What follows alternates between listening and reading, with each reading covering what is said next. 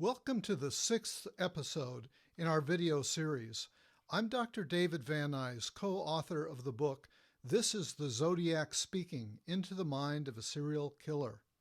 By now, I'm going to assume you've seen my previous 5 YouTube installments. If you haven't, you should go back and take a look at those first. And I apologize that it's taken me some time to get back to this, but I got some encouragement from some of you, so I'm going to keep going here.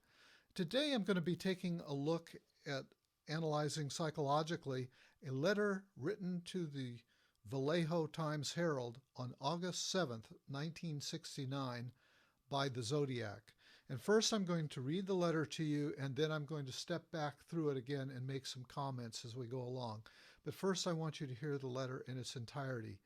So he writes, and this was his second letter that he wrote to the press. Dear editor, this is the Zodiac speaking. In answer to your asking for more details about the good times I've had in Vallejo, I shall be happy to supply even more material. By the way, are the police having a good time with the code? If not, tell them to cheer up. When they do crack it, they will have me. On the 4th of July, I did not open the car door. The window was rolled down already. The boy was originally sitting in the front seat when I began firing. When I fired the first shot at his head, he leaped backwards at the same time, thus spoiling my aim. He ended up on the back seat, then the floor in the back, thrashing out very violently with his legs. That's how I shot him in the knee. I did not leave the scene of the killing with squealing tires and racing engine as described in the Vallejo papers. I drove away slowly so as not to draw attention to my car. The man who told the police my car was brown was a Negro about 40 to 45, rather shabbily dressed. I was in this phone booth having some fun with the Vallejo cop when he was walking by. When I hung up the phone and the damn thing began to ring, and that drew his attention to me and my car. Last Christmas, in that episode, the police were wondering as to how I could shoot and hit my victims in the dark. They did not openly state this, but implied it by saying it was a well-lit night and I could see silhouettes on the horizon. Bullshit. That area is surrounded by high hills and trees. What I did was tape a small pencil flashlight to the barrel of my gun. If you notice in the center of the beam of light, if you aim it at a wall or a ceiling, you will see a black or dark spot in the center of the circle of light, about 3 to 6 inches across. When taped to a gun barrel, the bullet will strike exactly in the center of the black dot in the light. All I had to do was spray them. And then at the end, there's no address. So this letter was actually written in response to a taunting news story planted somewhat by the police in the paper, kind of daring him to prove that he had done what he said he had done. So he wrote this letter in response to offer some details to show that, in fact, he was the person. Now, let's step back through the letter briefly or quickly. He starts off saying, Dear Editor, and this phrase somehow strikes me as strangely polite. However, if I imagine it, I would guess that it was delivered, if we heard it vocally, it would be delivered in a condescending, sarcastic tone, such as, Dear Editor. You know, if we could hear the writer's voice as he developed those words in his own mind. And then it goes to, This is the Zodiac Speaking. Now, this is the first time that the term Zodiac comes into the discussion. This is the first time he signed himself as the Zodiac. And this was a moniker that he gave himself. Nobody else gave him this name. He gave him to him himself, which leaves us to puzzle, well, where did this name come from? Why did he choose this name? Now, one of the things that really strikes me is the use of the word the. He doesn't say this is Zodiac. He says this is the Zodiac, the Zodiac.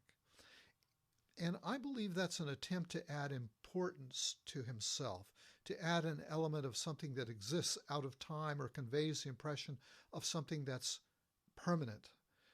And in fact, it fits well with his obvious sense of his own grandiosity. He expresses himself not merely as Zodiac, but rather he's the Zodiac.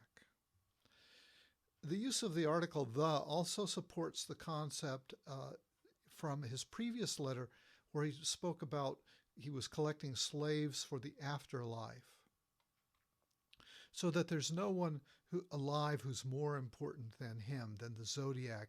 There's only one Zodiac, and he will relentlessly try to prove this point in the future. So the use of "the" here, speaking of the Zodiac, also expresses, I think, a deep sense of depersonalization. He's talking about himself in the third person. And so I think this is an important aspect of his psyche, this depersonalization.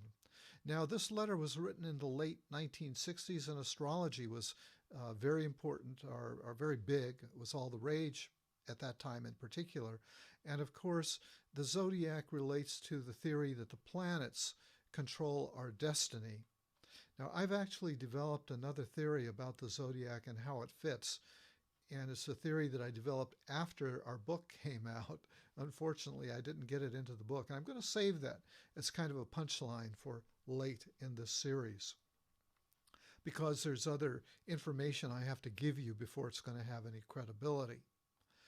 Okay, so his use of the term the Zodiac might also support his sense that he's an individual who could control the destiny of others, especially in terms of their life and death.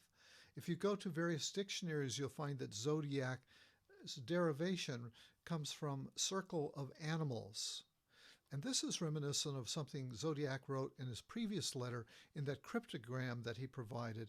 And in that letter, he spoke about his belief that killing people is more fun than hunting animals. So here's a little correspondence: circle of animals, more fun than killing animals. We don't know what it means, but we just tag that as something to notice in the future. Also, his construction of the Zodiac, the way he drew a symbol on the letter that looks something like a gun sight. It looks like a circle with crosshairs. So again, that's reminiscent of this idea of the hunting of animals, which also, remember, we've hypothesized that this guy may be a hunter, in fact, and that may be a clue to his identity. The crosshair symbol with which he signs his letter, this Zodiac symbol, is also used in the cryptogram, and it's used for the letter D.